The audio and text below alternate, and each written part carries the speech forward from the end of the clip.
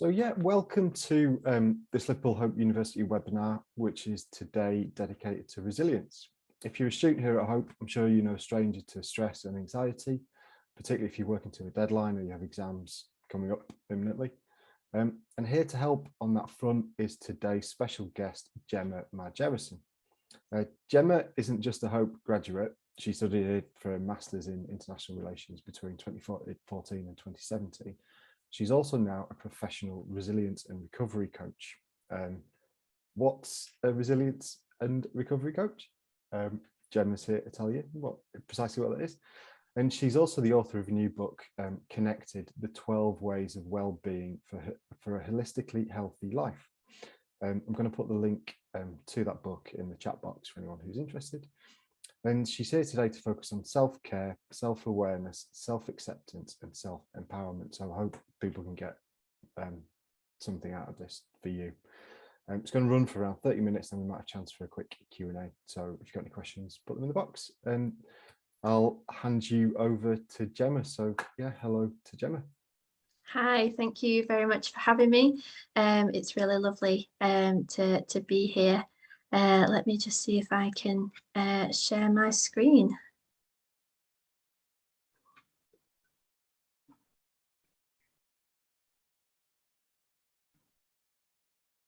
Okay, so as mentioned, we're going to talk about resilience today, and this is absolutely one of my favourite topics, which is great considering the work that I do. So I'm looking forward to kind of sharing with you where this came from, what the kind of framework is for resilience, and then how you can apply that to your current situation as students and you know, facing exams, facing deadlines, and the kind of stress that goes with studying. So just a little bit more about me then, as Neil, thank you for the introduction. As Neil introduced, I am a resilience and recovery coach. So I work predominantly with people that have been through trauma and difficulty, and I help them to rebuild their lives after they've been through some sort of formal therapy, so whether that's counselling or psychotherapy. And what we do is we take the lessons that they've learned within that therapy aspect, and we create plans to help them to move forward. And this sort of came through some of my own experiences with PTSD, and how I was able to reach my own level of personal recovery. As Neil mentioned as well, and you might just be able to see here in the background, I launched my first book in October last year, and what this does is cover 12 different areas of well-being.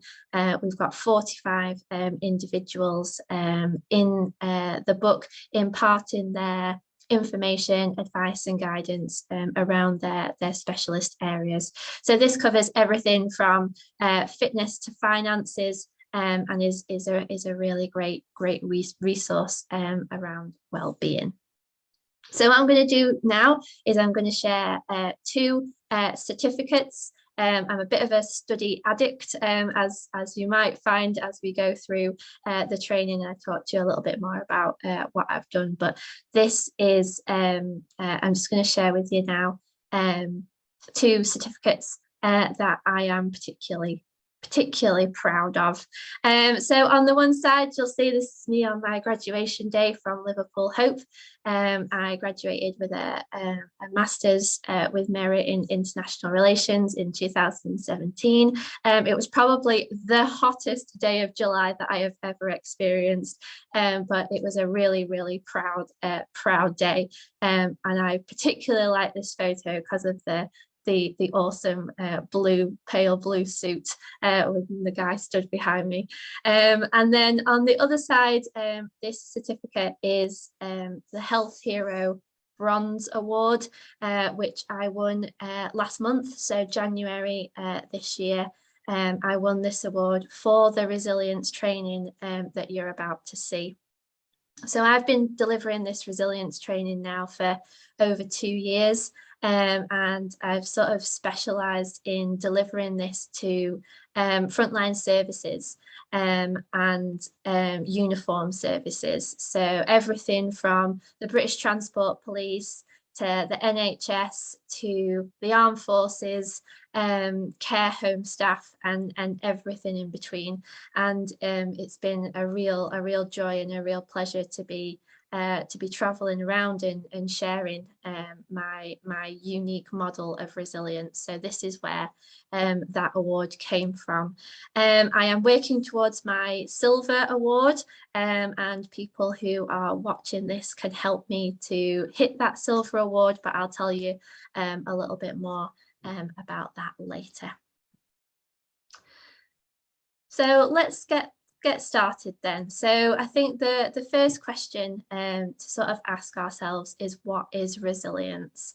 And when I ask this question to groups of people that I work with, the responses that I get are really varied.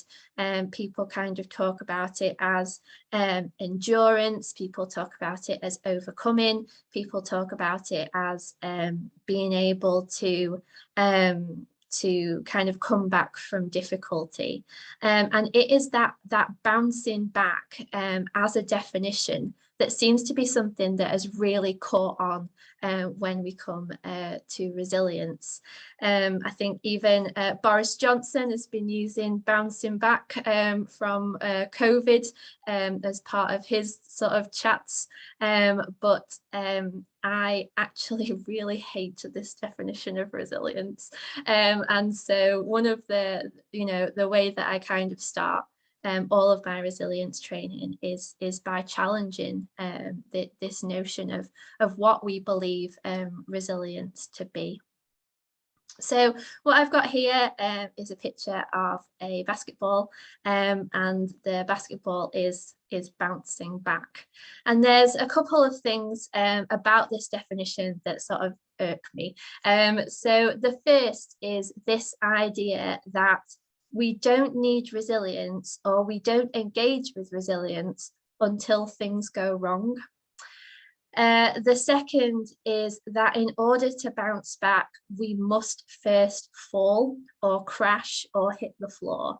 And finally, that by measuring our resilience by how quickly we stand back up, by how quickly we carry on doing the things that we used to be able to do, we're actually potentially causing ourselves some difficulty and some damage. Sometimes the most resilient thing that you can do, the most healthy thing that you can do for yourself, is to just stop or just take a break. And I don't think bouncing back as a definition of resilience really allows that to happen. So the way that I sort of turn this around then is that actually resilience is a skill. It is something that we need to engage with constantly. It is something that we need to be aware of, we need to understand, so that we can put it into place before we hit rock bottom. And to me, resilience is a preventative and a proactive tool rather than something that we use to fight fires. And what I would like to share with you across this model is how you can implement that in a preventative and proactive way. So how do I teach resilience then, if we're kind of blowing the bouncing back idea out of the water? What are we going to replace it with? And so I like to think of resilience as a little bit like roots on a plant. So if we cast our minds back to GCSE biology and we think about the purpose of roots on a plant, they probably have sort of two main things that they do. The first is that they sort of reach out into the soil, they gather the nutrients, they gather water. This is very rudimentary biology, I apologize, but they take out of the soil what that plant needs in order to be able to grow, in order to keep it healthy, in order to allow it to thrive in its immediate environment. And the second is that those roots anchor that plant into the soil. And so this kind of serves a couple of purposes. I think firstly, it helps us to understand that there are circumstances which make it difficult to grow our roots. There are certain plants that don't grow in particular environments.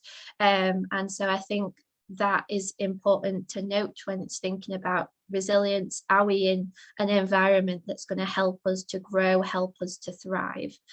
And I think the second is understanding that when we have deep, strong and healthy roots, when the storms of life, when the difficulties come, we're going to be able to bend with those without being broken or without being ripped out of the ground, without kind of hitting this this rock bottom stage.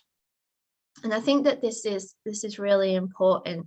I think being able to hold on to our core identity, our strengths, our values, our beliefs, and being able to feel strong with those is a really key part of resilience. And so what I'm going to do is I'm going to take you through those 4 things that I believe help us to grow those roots. One of the things to kind of point out though, just before we move on, is that no tree has 6-foot roots overnight. This is something that is grown and developed, and this kind of links back to what I was saying before about resilience being a skill, something that we have to work at, something that we have to nurture in order for it to grow. And so again, this is why being able to engage with resilience before things shake us, before we kind of hit that crisis point, is really important. I don't know about you, but I don't make any good decisions when I hit crisis point. I tend to go back to all of those kind of coping mechanisms that I've used in the past, until I started to engage with this notion of resilience. And then when I did start to feel a little bit of a wobble, or I wasn't quite sure about the direction I was going in, I had all of these things in my toolbox to be able to pull out when I needed them. So the tools that we want to add to our toolbox then create this unique framework that I have around resilience. So the first is self-care. How do we take care of ourselves? Second is self-awareness. Do we know ourselves? The third is self-acceptance. Am I kind to myself? Do I treat myself with respect? And then finally, self-empowerment. How do I use what I know about myself, what I've learned about myself? How do I use that to help to drive me forwards? So starting off with self-care then, I think self-care gets a little bit of a bad rap, demonstrated by this visual, which is what I typed self-care into PowerPoint, and this is the image that came up. And I think often when we think about self-care, it is these kind of champagne lunches and spa days and people led in bubble baths with pieces of cucumber over their eyes. And I'm sure that there are benefits to all of those things, not just because they're enjoyable. But I think this kind of leads us down the wrong path. It leads us into thinking that self-care is this sort of selfish, self-indulgent thing that we do, when actually we look at self-care in terms of diet, exercise and sleep. These are actually our core functions that we need in order to be able to function on an everyday level. And so I think it's really important to take self-care back to those kind of basics, looking at what is it that I do that helps me to maintain my physical, mental and emotional well-being. how do I take care of myself? And so this is the question that I'd really like you to sort of ask yourself. How do I take care of myself? Now, I am a little hesitant to admit it, but when I was doing my dissertation for my master's degree, I spent, as you do when you're studying, an awful lot of time in front of the computer. So what I would do on a morning is I would go out to the shops and I would buy myself a few treats, bits of chocolate, just little nibbly bits, usually a bottle of pop, and I would come back and I would just sit at my desk. And, while eating is absolutely a necessary part of self-care, entire bags of Haribo Star Mix probably aren't the best way to do that. And so I started to have a think about, well, how do we define what is healthy self-care and what is unhealthy self-care? And so I came up with 3 criteria. So the first is intention. Why am I doing this? I think if we take the Haribo Star Mix example, my intention behind it was purely to was purely around not necessarily boredom, but just keeping myself active, giving myself that little bit of sugar, that little bit of a rush to keep myself going through my studies. And actually, when you look at it on a scale of healthy and unhealthy, there's probably better ways that I could have done that. My second criteria is action. So why am I doing this particular thing? Why have I chosen this particular self-care strategy? Is this the right thing for me? So if I put my trainers on this afternoon and I attempted to do a half marathon, as somebody who doesn't run, I'm probably going to do myself an injury. So that action is not the right one for me. However, if I put my trainers on and I did a walk with the dog, that's going to be something that is safe for me, that is kind of proportionate to my abilities and to my exercise levels, and is something that that isn't going to cause me any kind of adverse effects.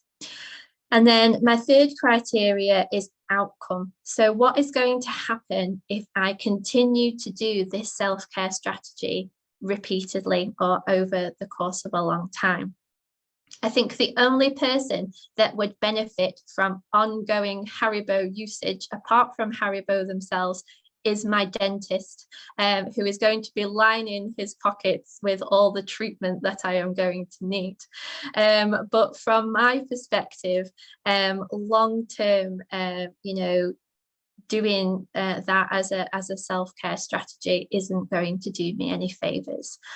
And so I think, the kind of two things to take away around self-care here are, number one, actually self-care is the foundation for everything else you do. If you can get the self-care right, other things are going to follow, including your ability to be able to concentrate, to be able to engage, to be able to retain the information that you're studying. And I think secondly is looking at the self-care strategies that you do use. How healthy are they? How good are they for me? Are they actually serving me, or is this something that I need to look at? So self-awareness then, I don't think we do very well at kind of questioning ourselves, trying to understand why we do certain things. I think a lot of that comes down to the fact that we have so many ingrained values and beliefs, and these shape the way that we see the world. But actually, by understanding why we do the things that we do, what beliefs and what values shape our kind of internal compass, then we'll be able to sort of understand how and why we react in certain situations, what things are going to be positive for us, what things might be negative for us, might be perhaps potentially triggering. And I think in terms of studying and self-awareness, we need to be able to kind of spot the signs of when things are potentially getting too much. I know for me, when I am worried or when I'm stressed, aside from reaching for the sugar, I also find that my sleep pattern changes quite considerably. I find it really difficult to get off to sleep. My sleep is interrupted, and I wake up in a worse place than I did the night before, and again that has an impact in terms of studying, in terms of concentration. And so what I'd really like you to take away from this self-awareness section is, what are my red flags? How do I know when I am starting to kind of feel that pressure? And the second is, what can I do about it? Do I have the knowledge available to me of people that I can go to? And if you don't, now is the time to find that, to understand where student services or student support is, or other outside organisations are that you can talk to, and doing that in a proactive way before you reach any kind of crisis point. So the third section is self-acceptance. I love talking about this section. I think so often we are taught not to brag about ourselves, not to kind of shy away from any sort of spotlight, and to be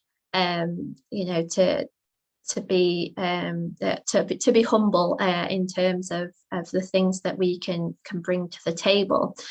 And I think with self-acceptance, this isn't about tooting our own horn. It's just about recognizing that we have strengths and we have abilities and we have life experiences that are unique to us, and that in certain situations are going to prove to be really, really valuable.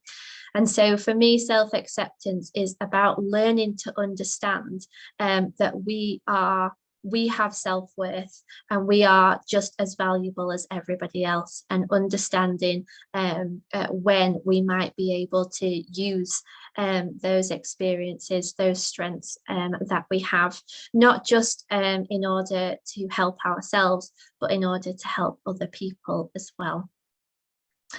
So what I'd really like you to kind of take away from this, to sort of think about and to question, is what are my strengths? And perhaps this might be a difficult thing for you to do yourself.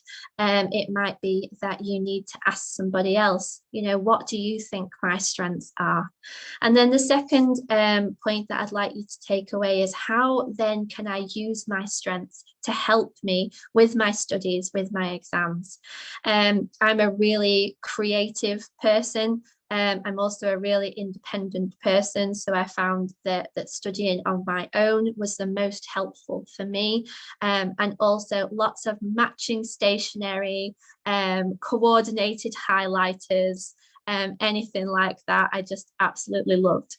So being able to pull that strength into my studies and use that to my benefit. And the final section is self-empowerment. So I've asked you, a lot of questions over the last 25 minutes about yourself. And this is the section where we kind of pull all of that together. So how can I use my values and belief systems? How can I use my improved self-care strategies? How can I use my strengths, my abilities, my story to be able to take me where I want to go? And I think in terms of study, this is really really important. I think sometimes we kind of feel really overwhelmed by what's immediately in front of us, whether that's exams, whether that's an essay deadline, whether that's, you know, a dissertation, things that just feel so huge. And I think in terms of resilience, probably again, two sort of things to take away from this. The first is keeping one eye on the long-term goal. How is this going to help me to get where I am going? And seeing those essays and those deadlines as a vehicle to getting where you're wanting to go, rather than something that is so all-consuming. And the second point to take away from it is, you know, how do you eat an elephant one bite at a time? And just thinking about this kind of self-empowerment in really small steps. It's just the same as, you know, climbing a ladder. You take it one step at a time. And if that first step, you know, feels too high to reach, then we need to put smaller steps in order to help you to get there. And so in terms of self-empowerment, it's looking at, how do I make those little changes? How do I take those consistent little steps forward, and use that to keep that one eye on the prize? Where am I going? How am I going to get there? I know this has been a real sort of whistle-stop tour through my resilience model, and I really hope that there's been some things in there that are going to be useful in order to kind of help you with whatever stage of your studies you are at. I was just wondering if there were any questions, anything that's come through the chat at all. I'll wait for anything to come through, but just in the meantime, a question of my own, Gemma. Sure. When you talk about self-awareness, I thought it might tap into this idea of the power of saying no. You know, if you need to say no to a social engagement or something that somebody's asking of your time. I just wondered if you know, you felt that was important as well in looking after yourself. Yeah, absolutely. And I think you know, boundaries kind of are a really great link between the self-awareness and also the self-care. Sometimes self-care is about saying no as much as it is about saying yes to doing certain things. But we have to have that level of self-awareness to know what is right for us and what isn't. And being able to put those really strong boundaries in place kind of really crosses over into both of those, and it definitely does kind of help us towards our resilience. You know, your brain is taking on a lot of information and needs time to rest and recoup, and sometimes it's you know, it's about putting that boundary in place and saying no to things in order for us to get the best out of things long term. Okay, brilliant. Thank you, Gemma. I think we'll end it there because we're right on time.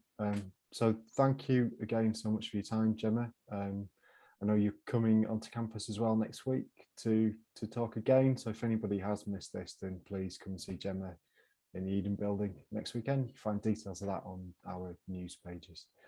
So yeah, good afternoon, everybody, and yeah, have a great rest of the day. Thanks a lot, Gemma. Thank you. Cheers.